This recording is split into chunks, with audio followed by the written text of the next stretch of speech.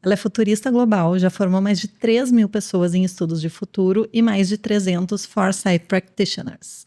Hoje eu vou conversar com a Jaqueline Weigel e ela vai explicar pra gente o conceito por trás de todas essas palavrinhas difíceis que vem ganhando cada vez mais importância.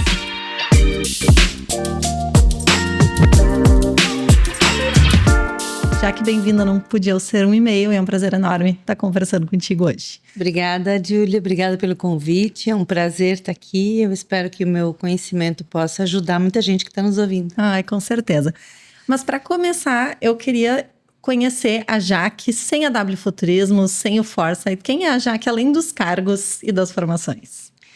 Bom, eu sou uma cidadã do planeta, em primeiro momento, eu sou sistêmica, eu sou do planeta Terra, do Brasil e, obviamente, daqui de Santa Cruz. Eu nasci em Sinimbu. Sou uma caipira, nata, curiosa, cara de pau, que nunca coube num espaço pequeno. E com 3 anos de idade eu disse para o meu pai, não, pai, eu vou viajar pelo mundo. E eu sou uma pessoa bem simples, muito espiritualizada, que entende que a vida é uma passagem e que precisa, sim, ser a melhor experiência possível, não só para a gente, mas também para os outros. E eu acho que eu sou uma polímata, eu sou composta de várias coisas, tem várias pessoas morando aqui dentro, mas a minha origem é a mesma, eu sou a mesma menina que brincava em Sinimbu e que gosta de aprender, mas não é uma alucinada por livros, estudos, enfim, e que eu acho que tem alguns talentos. Como transformar as coisas realmente em feitos. Eu sou uma pessoa de feitos, de construção. Então, acho que isso me resume bem. E como é que, no interior de Sinimbu, né, o teu pai recebeu essa notícia de que tu ia viajar ao mundo? Sim. Em Sinimbu se achava sempre que talvez, nossa, por que ter planos tão grandes? Isso não é para nós. Para de fazer pergunta, para de ter tantas ambições. Mas eu sempre soube que eu sou uma pessoa intensa, inquieta, e que eu buscaria coisas fora. E a gente é muito treinada, né, para ser normal, para se acomodar e para agradecer tudo que a gente tem e para não achar que riqueza é para todo mundo e que feliz só é quem tem muito dinheiro, quem é herdeiro ou quem tem sorte na vida. E eu desobedeci todas essas regras. E hoje eu acho que eu rompi com muitas coisas que me ensinaram. E eu ensino muita gente a não ficar dentro de uma caixa limitada, porque essa vida não vale a pena definitivamente. Jaque, o que te fez acreditar num primeiro momento que tu era capaz de fazer isso? Porque eu acho que às vezes a gente é ensinado a pensar dessa maneira, a gente até quer pensar diferente, mas acha que não consegue. Sim. E tem uma virada de chave aí que eu acho que tem que ter, né? Tem, eu acho que tem uma coisa que é nata minha. É um atributo que eu tenho, essa inquietude, essa curiosidade, essa confiança. Eu sou uma pessoa bem autoconfiante, e eu não tenho medo de errar, eu não tenho medo de experimentar, e eu não tenho medo de me colocar em espaços onde eu sei muito pouco. E eu acho que desde sempre eu fui atrevida, eu era corajosa, às vezes não muito encorajada pelo ambiente. Mas a gente vai ganhando tração, né? A gente vai ao longo do caminho seguindo, de fato, algo que está te dizendo, busca um pouco mais, tem mais coisa lá fora para você viver, aprender, saber e vir compartilhar. Eu acho que sair de Sinimbu foi importante, sair de Santa Cruz foi importante, morar em São Paulo me convidou a olhar o mundo de outra forma. É uma cidade composta por muitas culturas, é muito diverso. Então, quando eu cheguei em São Paulo, eu era uma pessoa interessante, mas minha história era muito pobre. E eu comecei a olhar aquelas pessoas todas de diferentes lugares do mundo e do Brasil e comecei a prestar atenção. E aprendi muita coisa. Aprendi sofisticação, aprendi competência, aprendi que para mulheres ser bonita não é uma competência, não é o que vai te fazer ter sucesso, nem por isso você não precisa ser uma pessoa que se cuida. Mas eu acho que eu me libertei de muitas coisas numa cidade como São Paulo. E aí eu entendi que o mundo é muito pequeno e que é muito fácil ir para lugares muito interessantes. E que a nossa cultura de origem, ela é muito importante. Ela é quem nos compõe. Mas ela não é... As pessoas do mundo não pensam como a gente, não vivem como a gente. E eu acho que esse enriquecer a minha experiência É o que me acompanha desde menina, Júlia. E eu continuo assim. Eu acho legal que tu fala isso, que a nossa origem, eu acho que ela tem que compor a nossa essência, mas ela não pode definir o nosso limite. De fato. E essa composição, ela se torna interessante porque eu valorizo muito pessoas que se mantêm na sua essência, que não se deslumbram. Eu acho que isso é extremamente importante na nossa vida, mas que a gente não pode estar numa caixinha, né? Sim, eu acho que quando eu saí de Santa Cruz para ir para São Paulo, já num feito enorme, de 1.000 candidatos, 13 foram selecionados, eu fui a segunda, numa época que eu trabalhava com outras coisas. E eu, no início, eu me assustei com São Paulo, depois eu me deslumbrei, mas aí eu voltei um pouco para o meu lugar de simplicidade. Simplicidade sofisticada, não é simplória. Nunca fui simplória, não gosto de gente simplória, mas eu acho que essa coisa de eu nasci aqui, para quem não sabe, eu uso bombacha todo dia, ando a cavalo todo dia, ela sabe disso. Eu sou gaúcha raiz, gosto do bar, gosto do chimarrão, tomo chimarrão todo dia. Mas isso não me define de verdade. Eu não pertenço a uma única tribo. Eu gosto de ser multitribos, eu gosto de ter várias versões. Eu tenho minha versão feminina, minha versão masculina, minha versão tímida, muito pouco, minha versão ousada. Então, eu acho que o que tu trouxe é fundamental. A gente nasce num determinado lugar e essa é a nossa raiz. E provavelmente a gente quer voltar depois. Mas isso não define quem a gente é. Não define onde a gente pode chegar. Acho que esse é o ponto, né? É. E eu vejo as pessoas de cidades menores, onde todo mundo é muito igual, presas nessa capacidade de se libertar. E para mim, sucesso hoje é essa liberdade da gente poder viver do jeito que a gente quer, ser do jeito que a gente quer. E, principalmente, se tornar uma pessoa interessante para os outros. Porque tem gente que tem riqueza material e é absolutamente desinteressante. É verdade. Tem gente que não tem nenhuma riqueza e é absolutamente interessante. Então, eu sempre quis ser uma pessoa interessante, uma pessoa de boas histórias, uma pessoa que muda a vida das pessoas. E hoje eu tenho muita gente me dizendo isso. Gente que eu nem sei que eu influenciei. Então, acho que isso sim é você ter um feedback de o quanto o seu trabalho foi importante. E tem uma fala tua também, eu não lembro se foi no TED, onde que tu diz assim, dinheiro todo mundo faz, diferença não. Eu gostei muito dessa tua fala. Pegando um pouco do gancho, tu acha que a gente pode se dar ao luxo de escolher fazer dinheiro com impacto? Ou que às vezes a gente tem que priorizar uma coisa ou outra, ou que é a trajetória que vai definindo à medida que a gente ganha relevância, que a gente consegue botar o impacto nessa conta, assim, sendo intencional. Como é que tu vê esse equilíbrio entre as duas pontas? Eu acho mesmo que quem passa uma vida inteira, chega nos 60, 70, 80 e nunca fez dinheiro na vida, é de uma tamanha incompetência, porque em algum momento a gente ganha dinheiro. Talvez não fortunas, mas todo mundo é capaz de sim criar independência financeira. Quando eu falei isso, e eu ainda acredito nisso, a gente vem de um mundo muito capitalista, onde quem era referência e quem tinha sucesso tinha feito muito dinheiro. E a gente, nessa transição, viu que as grandes biografias fizeram dinheiro e causaram impacto, e tinham propósito. Então, eu acredito muito nisso. Fazer dinheiro qualquer pessoa faz, bater meta qualquer pessoa bate. Mas fazer diferença ainda ganhando dinheiro não é uma coisa ou outra. A gente mostra hoje que empresas que têm propósito, que têm visão de longo prazo, que causam impacto social, ganham 3 vezes mais, têm 3 vezes mais lucro do que empresas que estão só atrás de objetivo. Então, eu acho que a maturidade vai trazendo isso. Os jovens hoje já começam com propósito. Eu acho que a gente não precisa chegar nos 60, como eu vou chegar agora, para então entender que, não, a gente pode harmonizar as duas coisas. O que para mim está cada vez mais claro, a corrida atrás de dinheiro, ela ficou no século XX. Ela não perdura agora. Então, a gente precisa ter propósito, causar impacto social para poder monetizar, para poder ter dinheiro. A lógica hoje parte do benefício que tu causa para ir remunerar esse benefício. Sim. E não o contrário. Ou o contrário até funciona, mas não é sustentável. Não é sustentável. O mundo não, a sociedade não quer mais que poucos vivam bem em detrimento de muitos vivendo mal. E eu acho que hoje a sociedade tem um grande poder. E ela consome aquilo que também vai gerar bem para todos. É por isso que a gente tem tantas coisas acontecendo. Então, só ganhar dinheiro, para mim, é a maior pobreza do século XXI. E já que tem algumas passagens, né? Já que a gente está falando um pouquinho dessa história de vida, das suas motivações, que tu conta que também te marcaram muito, que foi a perda do teu pai, de forma, acho que repentina e inesperada. Sim. E uma doença também, né? Que te pegou aí de surpresa num momento de, acho que muito produtivo da tua vida. E eu queria entender como é que essas experiências também mudaram a tua forma de enxergar risco, de enxergar futuro.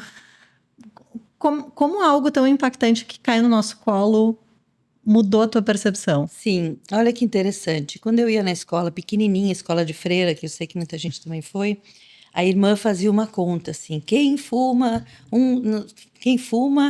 cada cigarro perde 15 minutos de vida. E eu ia para casa e fazia a conta. E meu pai era um fumante terrível. E quando ele ficou doente, faleceu em 30 dias, eu falei: olha, isso é verdade. Acreditei nessa tese, enfim.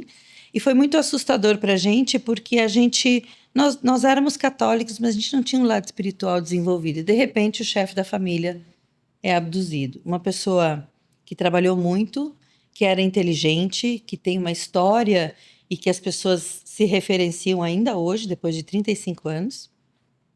E aquilo me ensinou o seguinte: na hora da passagem, que é para onde todos nós vamos, a tua vida tem que estar em dia, porque senão você vai morrer apavorado. E o meu pai morreu apavorado, de não ter realmente vivido a vida que ele queria ter vivido, e de não ter manifestado emoções. Então, esse foi meu grande aprendizado. Eu não adio nada, nem conversas difíceis, nem relacionamentos, nem escolhas. Eu acho que isso foi muito importante. Nós temos na família um histórico de câncer, especialmente na família do meu pai. E então você é predestinado a ter, porque é genético, o que não é verdade. E eu sempre fui uma candidata saudável, de vida equilibrada, espiritualizada. Eu não era uma candidata a câncer. E, de repente, em 30 dias, apareceu um tumor. E aí, não tem como você não pensar que a finitude da vida chegou e que, então, a partir disso, você precisa se preparar e que você vai ficar magra, sem cabelo, enfim. E eu me lembro que eu fiquei muito decepcionada com a vida, porque essa não é uma morte que combina comigo. Eu falei: gente, não é possível que eu vou morrer desse jeito. Não tem nada a ver comigo esse tipo de morte, mas enfim. E eu decidi transformar isso num dos eventos mais iluminados da minha vida. E eu tenho uma memória extraordinária. Foi onde eu testei a minha espiritualidade, foi onde eu vi quantos amigos eu tenho, foi quando eu entendi que câncer não é genético, tem uma carga genética, mas definitivamente não é isso, e que doenças vêm para levar você para um outro nível. E foi o ano que eu melhor trabalhei na vida, Olha só. porque eu decidi colocar o câncer num lugar ao qual ele pertence. E a célula de câncer também é minha. E eu consegui conversar com ela, amá-la, porque ela também sou eu. E eu parto do princípio que se eu me adoeço, eu também posso me curar. Uhum. Eu não acredito em acaso. Eu acredito em protagonismo. E eu sei que a vida que eu vivo hoje é fruto de uma série de escolhas que eu fiz. Não é sorte. Isso é bem importante. E já que diante de tudo isso, assim, da tua vivência passada e acho que dessa... Acho que crença não é a palavra ideal, mas eu vou usar dessa crença de que o futuro, ele não pode ser planejado olhando para o retrovisor, né? Sim. Qual é a pergunta que está na tua cabeça em relação ao futuro da tua vida, do ambiente, do mundo, né? De todos esses cenários aí que tu acompanha. Sim. Eu vou olhar primeiro num espectro bem pequeno que é o meu. Porque, afinal, num mundo de 8 bilhões de pessoas, eu sou uma. Minha lente é muito pequena. Eu, desde 2003, quando eu fiz um curso de empreendedorismo, eu percebi que eu vendia as coisas que eu gostava, não as coisas que o mercado queria. Isso é uma grande dica para quem empreende. Eu tirei 0 num curso onde a gente tinha que dizer qual era o teu objetivo para os próximos 20 anos. Eu achei aquilo ridículo, absurdo. E a partir dali, eu passei a ter objetivos para 10, 20 anos e eu alcanço eles muito mais cedo. Uhum. Então, para o meu futuro, eu consigo enxergar meus próximos 10 anos, meus próximos 20 anos. Estou começando a construir o trabalho que eu quero ter daqui a 10 anos, enfim. E eu sempre tenho muito claro de para onde eu estou indo, com exceção de alguns períodos, e sou muito boa planejadora. O mundo em geral, quando eu olho de um espectro um pouco maior, eu não vou entrar nas coisas que todo mundo fala, porque eu acho que são discursos inúteis. Eu acho que a geração anterior trabalhou com o que ela tinha, eu acho que a geração de agora está fazendo o melhor que ela pode, e as gerações que vêm estão cheias de desafio. Mas o mundo tem uma ordem, o mundo tem uma inteligência. Nossos astronautas estão voltando para cá agora, e é essa visão que eu tenho do planeta. Ele está se reorganizando. A gente abusou demais dele, em nome de dinheiro. A gente desrespeitou muita coisa. Eu acho que o ser humano não é o ser mais evoluído do nosso planeta. Quem dera que a gente fosse como os animais, né? Que sabem respeitar. Então, eu acho que a gente vai passar por períodos bem difíceis, disruptivos, muita coisa vai colapsar. A gente vai ter desafios climáticos de primeira ordem, de recurso, de geopolítica, de economia, de poder. Muita coisa eu acho que vai colapsar, outras coisas vão surgir. Mas eu acho que a gente está numa obra e talvez esse mundo do futuro seja muito melhor de se viver, de se habitar para as próximas gerações, talvez não para nós. E eu acho que essa é a jornada que a gente está. E eu vejo muita gente distraída do que realmente está acontecendo. E eu acho que essas pessoas vão ficar bastante para trás e vão ter mais desafios que os demais. Eu preciso ser otimista. Se eu acreditar que o mundo está piorando, que os jovens não têm valor, não querem trabalhar, e que tudo que está ficando para trás era o melhor da vida, eu estou desrespeitando a natureza inteligente do universo que eu acredito. Sim. Então, e o meu trabalho me mostra que a gente sim tem que deixar muita coisa para trás para começar a viver de um outro jeito. O que a gente construiu até agora não é bom. E já que queria entrar agora mais até num papel de aluna, assim, de entender, né, melhor o teu trabalho, porque envolve metodologia, não envolve achismo, mas envolve, eu acho que uma grande diferença que às vezes para o nosso dia a dia de quem não está imerso no conteúdo, fica difícil de saber o que é foresight estratégico, o que é futurismo, Sim. o que é bola de cristal. Então, se tu pudesse explicar um pouquinho, assim, desse trabalho que tu faz, né, de ter esse olhar sistêmico, por que fazer, como isso funciona. A primeira coisa importante é que olhar para o futuro é uma coisa para a vida pessoal da gente. Se você não sabe para onde você está indo, você vai acabar num futuro que não é o que você quer. Para a tua carreira é a mesma coisa. Se a tua profissão está mudando, que oportunidades tu tem? É para isso que a gente olha para isso. Se tu tem uma empresa e ela está indo bem, esse é um ótimo momento para entender qual é a próxima realidade que a tua empresa vai encarar. Então, futurologia é um termo que eu não gosto, porque leva muito para previsão. Futurismo, eu tenho isso na minha logomarca por questões mercadológicas, mas também não é um bom termo, porque não oferece método. E estudos de futuros é tão importante quanto história. E já existe no mundo há mais de 50 anos. Então, se a gente estuda o que aconteceu, por que a gente não pode estudar o que talvez aconteça? Ah, porque lá de trás eu tenho prova. Será que a gente não está estudando uma história que alguém contou? Eu não sei se aqueles fatos aconteceram de fato.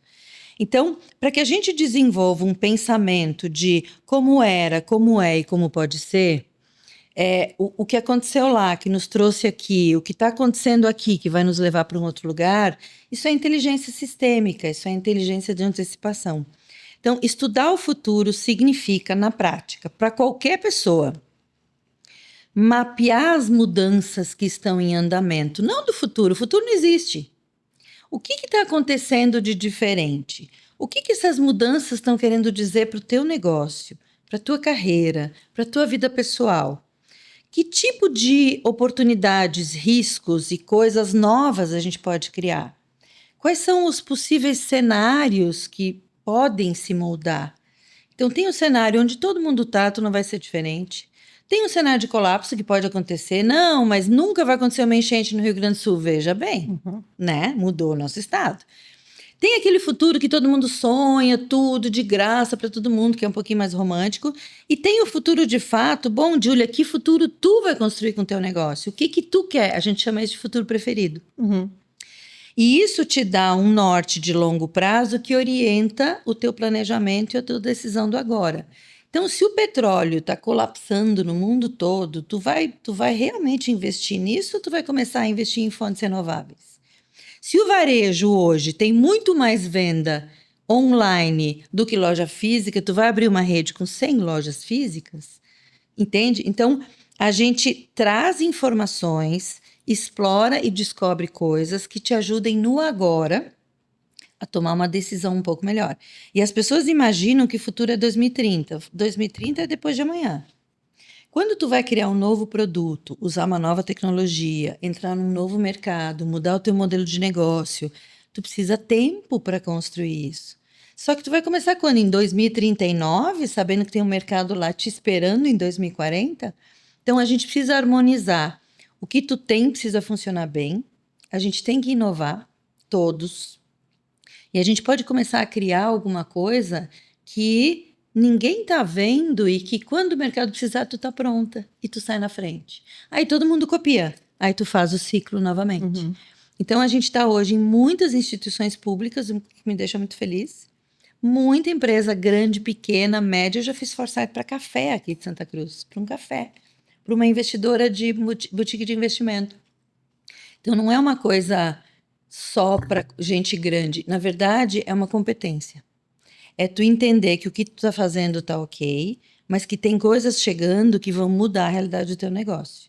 E tu pode te preparar para isso. Tu não precisa ser tomada por um susto. Então, foresight é a arte da gente explorar a mudança do agora, as possibilidades de futuro, para que tu tome melhores decisões no presente. E como é que tu trabalha, assim, na cabeça das pessoas, de certa forma, um antagonismo, né? Porque a mudança acontece muito rápido, 2030 é amanhã, mas ao mesmo tempo é super desafiador tu implementar uma mudança cultural. Sim. As coisas dentro das empresas, elas não acontecem da noite pro dia. Sim. E parece, às vezes, que a gente tem um mercado que anda a 100 por hora, enquanto os negócios andam na metade dessa velocidade.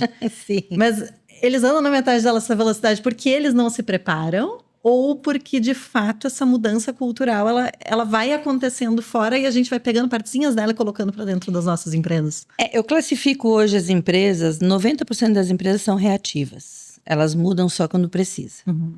E aí elas ficam no lugar que está todo mundo. 10% das empresas são inovadoras. 3% são muito arrojadas. E elas lideram o mercado. Então, a cultura não muda tão rápido quanto o mercado. A nossa cultura não está acompanhando a tecnologia. E a tecnologia vai nos obrigar. A tecnologia não é o principal fator de mudança. Não tem ninguém no mundo dono da mudança que está acontecendo. A tecnologia está avançando, ela está nos empurrando para um lugar que é para onde a gente tem que ir. Então, eu vejo que as empresas ainda são muito reativas. Então, elas ainda acreditam muito que eu sempre fiz assim, eu já estou há 30 anos no mercado, esse é o meu negócio, eu domino bem o meu negócio. Cuidado, porque tem gente vindo aí e que sim, pode te transformar numa nova Kodak, mesmo que seja uma loja pequena. Então, a cultura muda muito devagar. O que a gente faz é entrar com esse assunto e ir andando junto até que a cultura vá se adaptando de uma forma mais rápida e eles não deixem de fazer o que a gente está fazendo. Então, planejar para 2030 é válido. E depois, o mundo acaba? Uhum. Então, vamos olhar um pouquinho para o que tem para frente para ver se o teu planejamento está ok. Porque eu estou vendo empresas indo para o abismo. Tem uma grande telecom aí, que tem um planejamento para 2030, que eu tenho certeza que não vai chegar nem em 2028. Porque é míope, não explorou, não tem base, presume que aquilo que deu certo 10 anos atrás continua dando certo agora. E todos os dias a gente tem coisas novas. Já que dentro disso que tu fala, assim, todos os dias tem coisa nova. Bom, tem muito hype, tem muito assunto da moda, tem muita coisa que vale a pena se investir tempo e energia para trazer para dentro dos nossos negócios. Sim. Como a gente filtra em meio ao caos que está instaurado aí. Sim. A gente vive hoje a maior crise de falta de confiança em tudo. Inclusive, por exemplo, no médico. A gente chega informado no médico, bate boca com o médico, a gente estuda as coisas, então hoje está muito difícil, né? Mas a gente vive agora em 2026 a maior crise de falta de confiança no mundo, inclusive em empresas, em organizações, enfim. Então, primeiro, quem está dizendo o que está sendo dito? Quando a gente apura um pouco a fonte, a gente consegue entender se aquilo tem fundamento ou não. É uma boa fonte? É o World Economic Forum? É um instituto de pesquisa tal? Ok. Cuidado com o Instagram, Facebook, porque tem muita gente tomando isso como referência. Estão dizendo quem? Às vezes é um grupinho pequeno de pessoas. Então, a fonte é muito importante. Depois disso, dá uma olhada se mais gente está falando isso. Se é só aquela fontezinha ali, se mais gente está falando isso, ok. E a gente tem uma técnica, Júlia. Muita coisa é só uma ondinha, uma bobagem, uma marolinha que vai passar. Tendência não se usa mais. A Amy Webb acabou com esse assunto esse ano, graças a Deus, porque tendência é uma indústria que fabrica uma série de coisas para te levar para a direita ou para a esquerda. Então, a gente pode mapear sinais de mudança, a gente pode ler tendências, mas leia várias fontes de tendência. Quando elas estão se repetindo em diferentes relatórios, talvez seja uma coisa que tu possa prestar atenção. Tem mega tendência, que são coisas que a gente sabe que vão acontecer e que levam muito tempo. Então, a fonte, se mais gente está falando, olha se é uma marola, principalmente a indústria que o público feminino atende, tem muita marolinha. Então, agora é o cílio, então agora é sobre, agora é isso, agora é aquilo. Isso são marolas, isso não pode definir o teu negócio, tu tem que andar junto. Agora, tem coisas como práticas sustentáveis, são mega trends que depois de 2030 viram lei.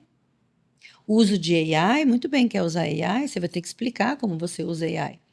Então, isso são coisas que estão vindo, que são consistentes, e tendências e mudanças a gente mapeia. Tem que acompanhar para ver se aquilo... Por exemplo, em 2022 a gente só falava de metaverso, cadê? É verdade. Então, vai criar uma estratégia em cima de metaverso, e aí, às vezes, a gente precisa de um profissional que diga, ó, cuidado, isso aqui, esse mapeamento não é bom. A gente ensina as pessoas a rastrearem a mudança, não a consumirem coisa pronta, entende? E nesse universo de mudança constante, o que tu vê assim ao longo, porque são muitos anos que tu tá nesse mercado, né, Jaque? Então, o que se mantém atual? Qual é o conceito que se mantém atual da última década que tu acredita que ainda se manterá, apesar de todas as mudanças? A mudança na natureza do trabalho, isso se mantém, a gente fala disso desde 2010, mas ninguém quer ouvir. 2017, a gente falou que a Revolução Industrial ia entrar e que a gente ia ter uma mudança, a escassez de mão de obra, mudança de geração. Isso mantém e está cada vez mais acelerado. As questões climáticas, que são a preocupação número 1 do mundo, depois agora de geopolítica e mudança de poder que a gente está vendo. A economia, que agora vai para um crescimento lento, não tem mais essas explosões, isso a gente fala há muito tempo também. E, para mim, essa ressignificação do que é ser humano num tempo de AI. Como são as famílias com AI, o que é ter melhor amigo em tempos de AI. AI não é a razão da nossa vida, mas a gente vai ter que conviver. Então, acho que isso tudo se mantém. Coisas que eu acho que não se mantêm. Esse grito de inovação do Vale do Silício, que é cafonérrimo. Essas empresas que querem ganhar dinheiro criando seitas de gestão de negócio ou de desenvolvimento pessoal. Vou dizer mais uma coisa que talvez algumas pessoas não gostem. O mundo não vai mais ser apenas dos humanos no centro. Então, tudo muito humanizado, o ser humano no centro. O ser humano não está mais no centro faz tempo. É humano com tecnologia, inteligência coletiva e humanos aumentados pela tecnologia. Então, a tecnologia vai trazer um outro tipo de criatura para o mundo do trabalho. Uma pessoa que dorme bem, que tem capacidade cognitiva, que produz muito. Os negócios vão crescer sem gente. Então, eu vejo que algumas ondinhas, todo mundo tem que ter mentor, né? Esses festivais de inovação, onde os organizadores ganham muito dinheiro, mas as pessoas estão ali, tá bom, o que eu faço? Eu acho que essas coisas não são pequenas ondinhas. Metaverso continua, hoje chama realidade imersiva e paralela, mas não é o que a gente achou que ia ser. Novo normal, depois da pandemia, também não sei o que é novo normal. A gente ouve essas coisas, a gente fala, tá bom. Agora, tem movimentos que até duram uns 5, 6, 7, 8 anos, mas que também não se sustentam. Inovar de qualquer jeito? Não, a gente está gastando dinheiro. Apostar em teses? Não, também não. Entende? Então, eu acho que Tem muita coisa que a gente precisa realmente parar e fazer uma pergunta. Peraí, isso realmente faz sentido? Deixa eu investigar um pouquinho mais. E qualquer pessoa pode fazer isso. Acho muito interessante isso que tu faz também do indivíduo se responsabilizar pela informação que ele acredita e bota em prática. Porque eu acho que hoje vem tudo tão pronto, tão raso, que a gente também tem que assumir um pouquinho dessa responsabilidade de, poxa, deixa eu ver se isso aqui faz sentido mesmo, deixa eu ir um pouquinho mais a fundo, buscar uma fonte confiável. Não dá para terceirizar essa responsabilidade, né? Não. E eu acho que esse é um ponto essencial para o mundo do século XX, muito vitimista, e para o mundo do século XXI, onde a gente é protagonista. Os alunos vão escolher o que querem aprender nessa educação do futuro. Se tu trabalha numa empresa, tu é responsável pelo teu desenvolvimento, não é teu chefe. Esse papo é antigo. Ah, eu não dei certo na vida, porque não, todo mundo tem oportunidade. Em inglês tem um termo chamado agency, que é agenciamento. A tua capacidade de se responsabilizar pelo teu desenvolvimento, pelas coisas que tu acredita e repete, por aquilo que tu fala, pelo trabalho que tu faz. Eu acho que o mundo está muito, muito pobre de intelecto e fica caindo em qualquer historinha que se conta e quando contada 2 vezes, pronto, virou verdade. Então, acho que o nosso senso crítico está muito ruim.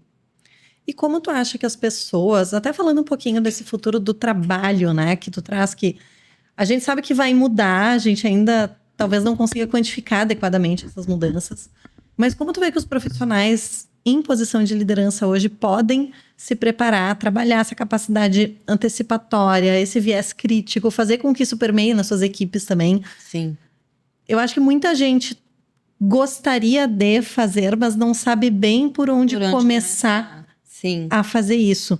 E não passar aquela imagem de, o cara é negacionista, acha que nada vai acontecer, ou acha que tudo vai acontecer, alarmista. Então, como os gestores de hoje, ou os donos de negócio, podem refinar essa capacidade e fazer com que isso funcione no dia a dia, na prática? Primeiro que isso é uma competência a ser adquirida. A gente precisa continuar na sala de aula até o final da nossa vida. Eu faço no mínimo 5 cursos por ano, né? Então, eu acho que isso que a gente tinha no passado. Então, primeiro, o líder, a liderança mudou. Eu fiz um estudo mostrando que de chefe a gente passou para coach, então poder empoderar suas equipes. Depois a gente foi para o digital, onde tu tem que também remotamente saber como gerir a tua equipe. Depois a gente foi para o exponencial, onde grandes ideias com 10 vezes mais, enfim. Agora a gente está numa liderança bem complexa, que tu tem que fazer quase tudo, né? Então tu é quase um mestre Yoda. Tu tem que traduzir, gourmetizar, entender, cuidar do negócio. É muito difícil, porque precisa ali muita habilidade. Mas o líder, a partir de agora, ele precisa se cercar de outros líderes e não mais de time. E quanto mais independente o time for, mais relevante ele vai ser. Eu tenho uma equipe fabulosa que trabalha sozinha, ela não precisa de mim. Ela, inclusive, decide sem mim. Porque a gente eu gasto muito tempo com eles mostrando o nosso jeito de trabalhar. Então, eu acho que, Júlia, a pessoa que vai se destacar na próxima década no cargo de liderança ou com negócios, é uma pessoa que, primeiro, precisa ser letrada em futuro, senão a gente está no escuro, a gente não sabe nem do que a gente está falando. Segundo, precisa entender inovação e futuro, porque é para lá que a empresa está indo. De gestão, nós somos bons já. Nós temos processos, a gente, sim, sabe como fazer uma empresa funcionar. A gente é bom, não precisa mais disso. Precisa aceitar que aquilo que a gente fez até agora não é o suficiente para a gente continuar indo para frente. E capacidade de antecipar é uma competência que se precisa desenvolver. Então, precisa sim ir para esses temas, desmistificar o futuro, entender que ali tem conceito, tem fundamento, tem metodologia. A gente não faz tudo isso no achismo. Eu me nego a fazer qualquer tipo de debate em cima do que as pessoas acham. Eu quero dado. Então, a gente tem como fazer essa engenharia e transformar o líder naquilo que eu acho que ele precisa ser, o capitão do barco. Ele não rema, ele não conserta o motor, ele não fica dando grito, Ele também não precisa mais chegar cedo para dar o exemplo. Não é mais isso a liderança. Então, eu acho que ele tem 9 atributos, segundo o Jacob Morgan. Depois eu posso te mandar para tu dividir. E eu queria só dizer um pouquinho sobre a liderança feminina. A liderança feminina é extraordinária e é o arquétipo da próxima década. É a liderança dominante. Todos os projetos que eu faço que tem mulheres funcionam muito melhor sem preconceito, tá? A gente precisa dos dois. Mas as mulheres precisam sair desse lugar de achar que a beleza se sustenta, e não é uma competência, que a gente tem que ser perfeita, isso não vai acontecer, e a gente sempre tem esse ímpeto, mesmo que inconsciente, de cuidar. E as mulheres têm mais power que isso. Então, eu confronto conselhos, CEOs, sem nenhum receio. Eu não sofro nenhum preconceito por ser mulher. Mas eu acho que a gente precisa sair desse lugar de, no fim do dia, achar que a gente não fez um bom trabalho e que o outro é melhor que eu e que eu preciso estar sempre com o cabelo impecável. Gente, isso é uma prisão, precisa se libertar. E para de querer cuidar de todo mundo. A gente não consegue salvar nem filho, nem pai, nem irmão e nem todo o time. O time é seu time, não são seus filhos. Então, eu acho que a mulher ainda está presa em assuntos que já ficaram para trás. A gente precisa andar para frente. Legal, é muito importante ouvir isso. Não, e ver que acho que a gente tem agora muitas mulheres em posições de liderança que desmistificaram deram prova de que gênero não determina competência. Exatamente. E a gente também tem que se lembrar disso de vez em quando, né? Então, Sim. acho muito legal que tu traga também essa colocação e do quanto o futuro também depende das mulheres. Não principalmente, mas em um trabalho onde cada um entrega a sua competência e o que tem de melhor. Quando eu voltei para Santa Cruz, um amigo meu disse para mim: tu é a única mulher com quem eu consigo conversar sobre negócios. Eu vou convidar ele para ir no MOVE. Para ele ver quanta mulher fala de negócios aqui. Jaque, e tu trouxe também essa questão da escassez de mão de obra, mas eu acho que existe aí um papel, claro, da situação do mundo, mas que as empresas também têm que olhar o porquê, afinal de contas, elas não estão conseguindo contratar. Qual o teu recado para as empresas? O que elas têm que fazer hoje para que seja mais fácil encontrar gente que quer estar colado naquela proposta? Primeiro, cair na real. A escassez de pessoas para alguns tipos de trabalho vai aumentar, não vai passar, não vai diminuir e não tem nada a ver com jovens não ter valor e não quererem trabalhar. Cair na real, a gente fala disso desde 2017. O que falta? Para as pessoas entenderem que alguns trabalhos, a nova geração, que é a força de trabalho do futuro, não vai mais fazer e precisa ser automatizado. Isso é um fato. A segunda coisa, a oferta de trabalho está ruim. São trabalhos a modelo antigo, com remunerações ruins, que pessoas capacitadas não querem, porque elas têm outras possibilidades em outras empresas, ou então num voo solo, como empreendedores. E talvez parar com esse discurso de conflito geracional, porque quando eu olho o que era o trabalho para o meu avô, era a forma dele se identificar. Quando eu olho para o meu pai, era a coisa mais importante que ele tinha na vida. Para mim, é só uma das coisas da minha vida. Para o meu filho, se ele não se realizar através do trabalho, ele não faz. Para o meu sobrinho, começa com um propósito, começa com a mudança que eu quero gerar no mundo e, claro, com o dinheiro. Então, a natureza do trabalho está mudando. A gente está vendo países que vão crescer, que vão produzir, sem contratar gente nova, porque não tem. Então, eu acho que as empresas precisam cair na real em relação a esse fato, parar de reclamar e talvez fazer uma oferta de trabalho melhor. As pessoas não querem mais entrar em minas para minerar. Elas não querem mais ficar confinadas dentro de salas. Elas não querem mais ganhar pouco, sendo que elas podem empreender se elas quiserem. Elas não querem mais trabalhar para chefe psicopata, né? Que diz uma coisa e faz outra. Ou então que tem sonhos, mas os sonhos são só para ele, não são para o coletivo. Então, eu acho que as empresas precisam parar de reclamar e entender o que realmente está acontecendo e trabalhar na automação. E os profissionais que estão no mercado hoje, tu acha que existe algum tipo de idealização da parte da força de trabalho que precisava ser revisitada? Ou eles representam a mudança do mundo e são as empresas que têm que se adequar? Sim, eles representam a mudança do mundo, as empresas vão ter que se adequar, assim como o cidadão é outro e o governo está tendo que se adequar. Essa força é muito maior. Esse domínio, ele acabou, onde uma empresa muito poderosa determina, não determina mais nada. Isso é um fato. E eu acho que os profissionais, a gente tem... Olha só, quando eu comecei nessa minha... Eu nasci empreendedora, mas eu trabalhei alguns anos em mercado corporativo. E quando eu mandava meus currículos... E foi uma experiência ótima, maravilhosa, mas não sou eu. E quando eu mandava meus currículos, às vezes em São Paulo, sabe o que as pessoas diziam para mim? Ai, não, tu é muito fora da caixinha. Não vai dar. Hoje, os que a vida inteira foram dentro da caixinha estão sem trabalho. E não me falta trabalho. Então, eu acho que os profissionais hoje precisam também fazer uma lição de casa. A tecnologia vai absorver muito trabalho mecânico. E tem gente que faz muito trabalho intelectual, mecânico, e não está nem vendo o que está acontecendo. E amanhã ou depois, sim, vai estar sem trabalho. Então, precisa olhar para isso. Os profissionais, segundo um grande amigo meu de AI, precisam aprender todos sobre negócio, tecnologia e inteligência artificial, senão eles não têm trabalho a partir de 2030. Ah, mas eu sou advogado. Sim, tu tem que saber de direito também, mas dessas 3 coisas. Mas eu trabalho com contabilidade. Saiba contabilidade, mas tem que saber essas 3 coisas. Porque senão tu tá fora. Se tu não é digital, tu tá fora. Tu nem sabe como o mercado funciona. Entende? E já que pensando um pouquinho agora sobre tudo que tu já viu aí ao longo da tua trajetória, algumas decisões difíceis ou erros que aconteceram, porque lá no início da nossa conversa tu falou que tu não tem medo de errar, né? Não.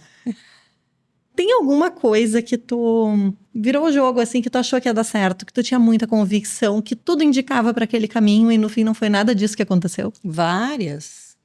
Na minha história como empreendedora, eu tentei várias coisas e eu tinha produtos sensacionais para um mercado que não estava pronto. Isso eu devo ter feito umas 5 vezes na vida já. Também trazer coisas avançadas demais para uma população que ainda está engatinhando em alguns assuntos. E no início eu demorava muito para reagir e mudar a rota.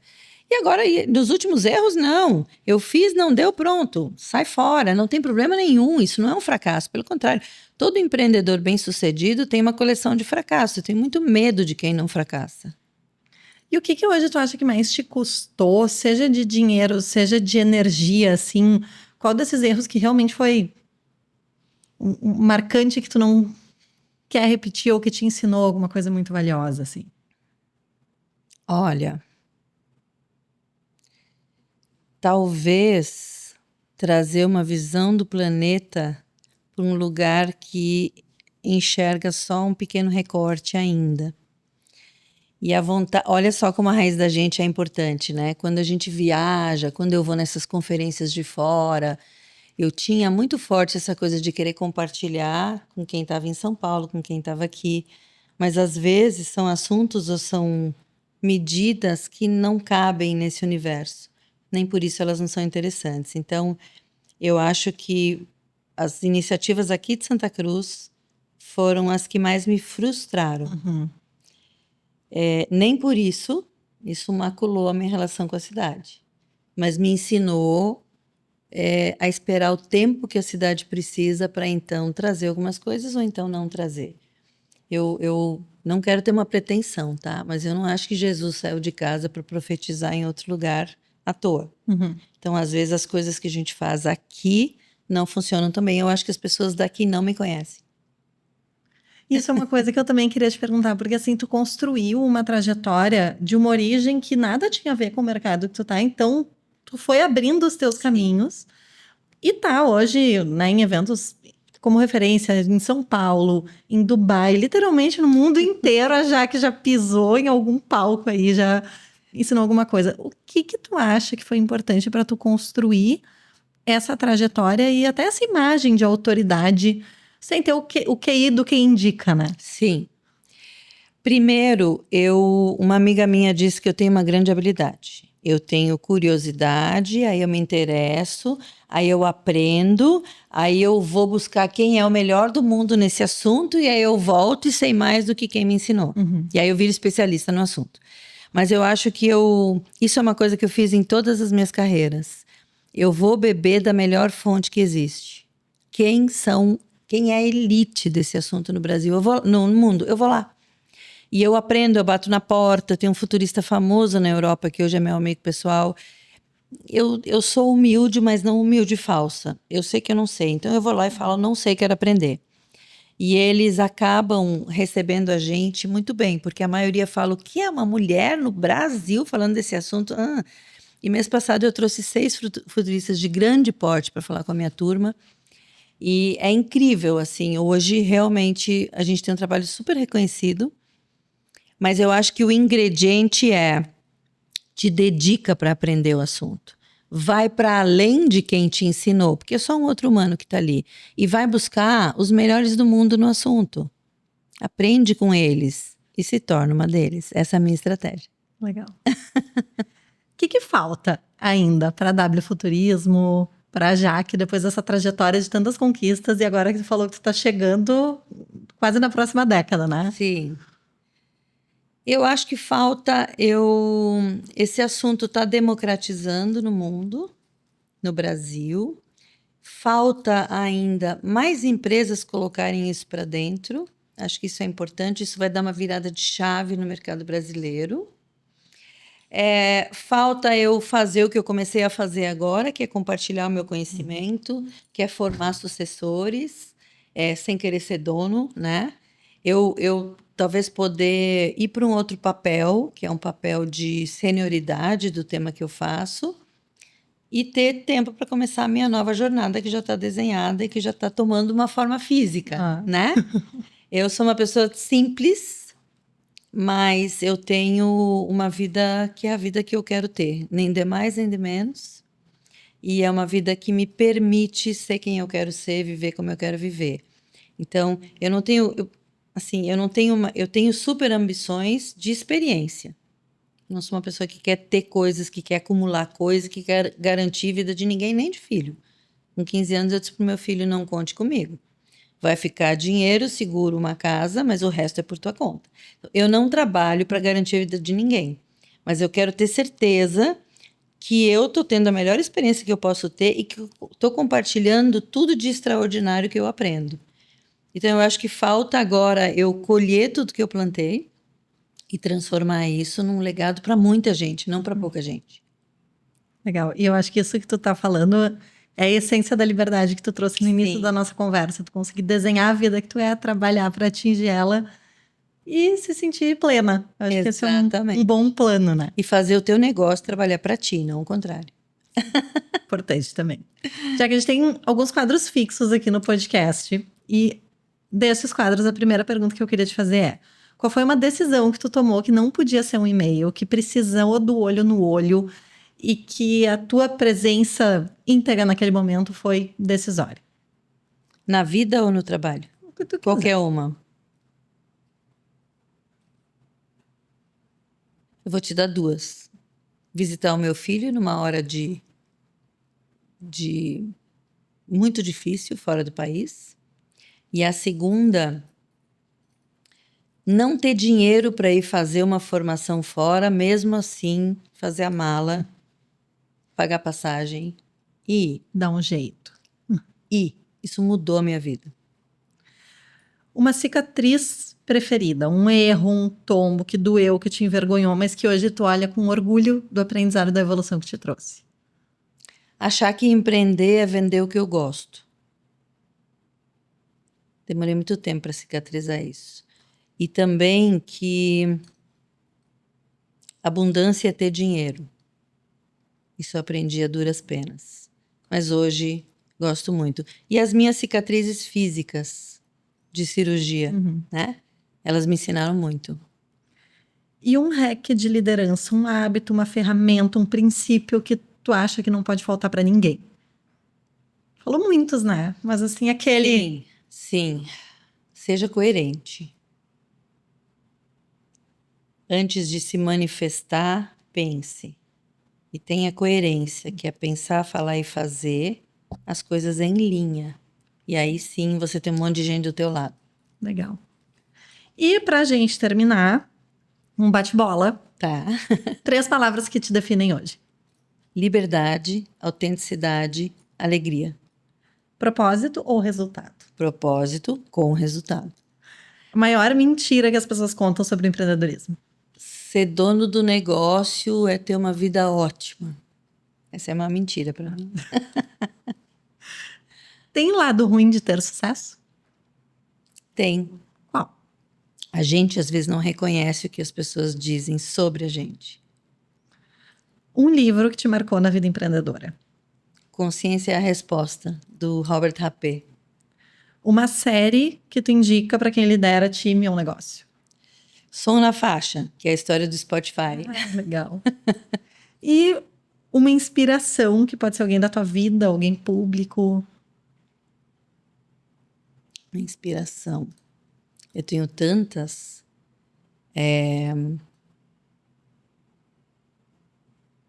Acho que minha mãe. E a Jaque não vive sem? 1 hora de retiro em silêncio por dia e sem cavalo. Jaque, deixa uma frase para quem está nos ouvindo, assim, uma síntese para inspirar a galera que está terminando de escutar essa nossa conversa.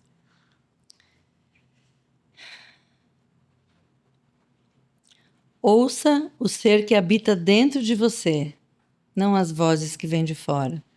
Ele sabe tudo sobre você, sobre para onde você vai e de vez em quando recua. Deixa a vida se organizar.